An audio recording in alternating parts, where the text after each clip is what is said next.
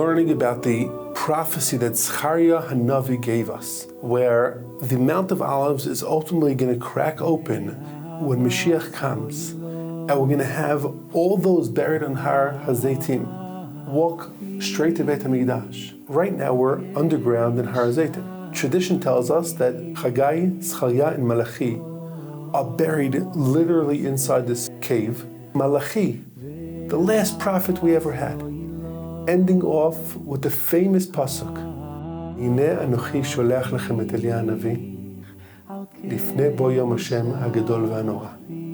That Eliyahu Hanavi is going to come, and he's going to bring Mashiach, that great day, which we're all feeling is coming so rapidly. Archeologists came here and dated the Hebrew writing to the ancient Hebrew.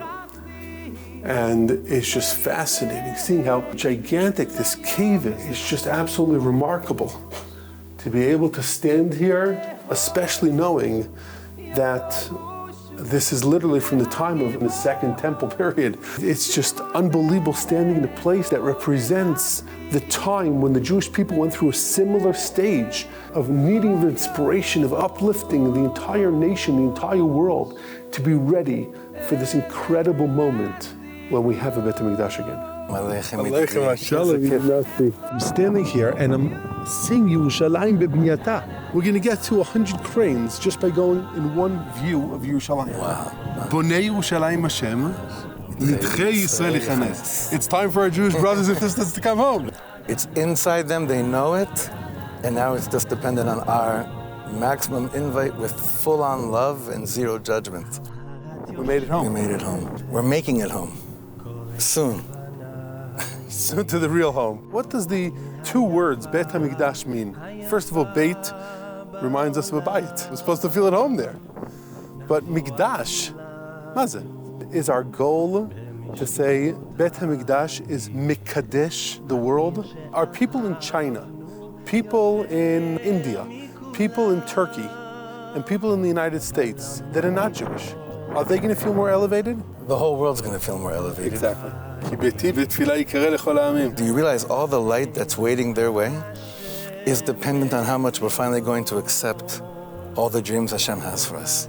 We're waiting. It's happening. We are more connected to the dream today than we ever were.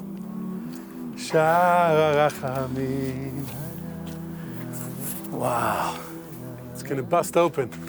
Look, see even the holes, the amount of brick they put behind it, the amount of cement to prevent Mashiach from coming.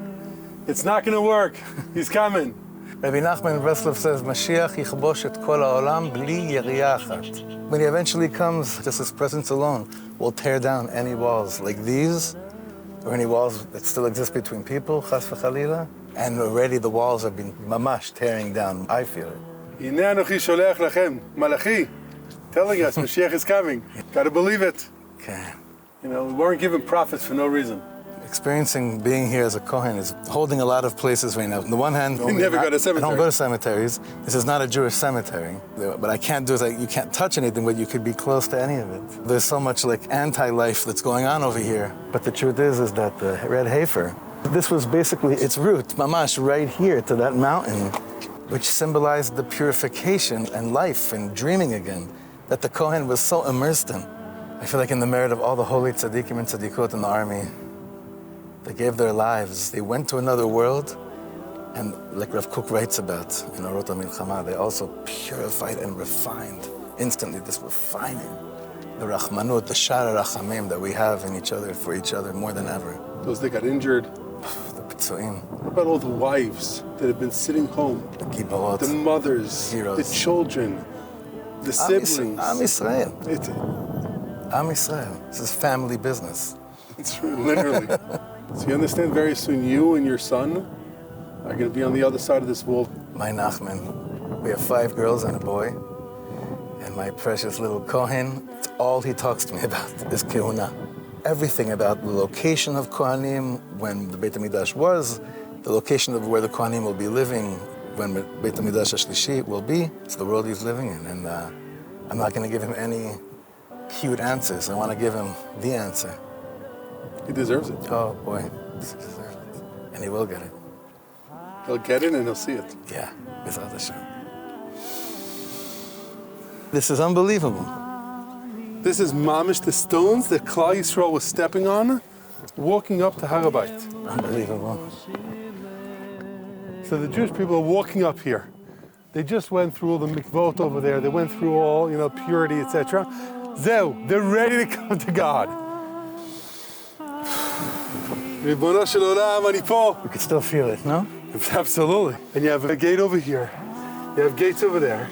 The experience of day to day will be a completely different experience because of what that person tasted when they were inside the Beit Hamikdash. Beit Hamikdash. Elevate. How did they get elevated? One of the things that existed in Beit Hamikdash is something called He'alat haratzon, the illumination of will. On a very simple level, it means when you walked into the Beit Hamikdash, you knew in your heart what God wanted. But just as importantly, you knew in your heart what you wanted from God. If you look at these children coming here, why can't they get the real thing? They're going to be looking at their siblings and say, Beit HaMikdash is here now? What do you mean? Just a couple of weeks ago, the walls were blocked. I couldn't get through. Zat Hashem. Amen. This mountain has the ability to bring peace to the entire world. Before we expect the world to understand it. That this is the headquarters of healing. It's the headquarters of creation. It's the headquarters of anything that's important in this world. Am Yisrael needs to know. Like Rashi in the Torah that says, if the nations of the world come and ask you, why is this your land? It's not so that you have what to tell them, it's that what you have to tell yourself. It's the Jewish people first, but then the whole world, understanding that we have to build inside ourselves that desire and elevate the world to a place where we're ready to start putting the bricks of Beit HaMikdash. Right. There's a crucial piece of this puzzle that must escort the art of building. And people downplay it, but I think that the real tzaddikim look at this quality as the most important one. That it has to be done with simcha. That is exactly what we need. The simcha of Torah, the simcha of the Jewish people. And for it to spread. You look at the different nevuot. Zechariah promising, we'll have elders sitting on the streets of Yerushalayim and see children playing in the air. And they thought he was crazy. Yes. And look what we have today. Just like some people think we're crazy when we're talking about Beit HaMikdash. And the same way Zechariah made that promise, and it came to fruition, Malachi's prophecy. We're going to see Melech HaMashiach. And the more miracles we see, and the more Jews we see that are coming back to Israel. And Israel, mamash, destroying the biggest of terrorists in the world.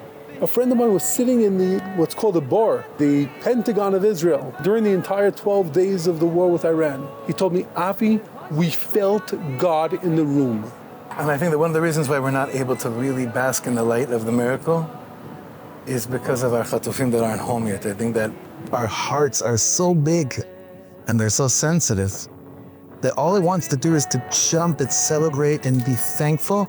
But we know that there's still some crucial pieces to this puzzle. When I went down the first time to the area of Otef Aza and Kibbutz Be'eri, I read graffiti that was done on the morning of October 7th. And it said there, Mabul al-Quds, which means the flood of Jerusalem, which is what they called this war. They're very clear on as to what they think they're fighting for. They say the soldiers walk into every house in Gaza, and aside from booby traps and bombs, they see pictures of the Har HaBayit. So countering that is, this is the era of us, not only with pictures of kotels in our homes, but we have to have pictures of Beit HaMikdash in our home. Our children have to grow up looking at what the point is all about. It's be a visual in front of their eyes. What the Jewish people have been yearning for 2,000 years. They didn't yearn for a kotel.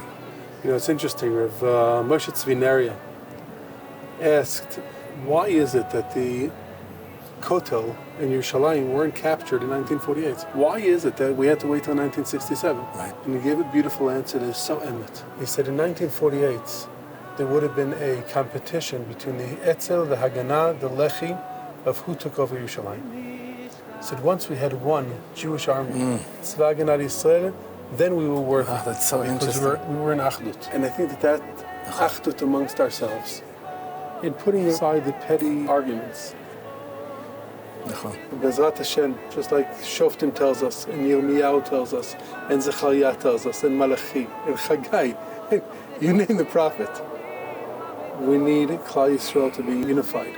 And Bezrat Hashem, very soon, you and I are going to stand here and see a building that is going to be almost 3 times the size of what we see here now. Maybe you'll be standing here. I actually may be in there. I'll be trying to reach you on the phone. I'll save you a spot. זה קבענו. בעזרת השם. נפשי חמדה חמדה בצל ידיך אוי לדס אוי לדס כל ראש ידיך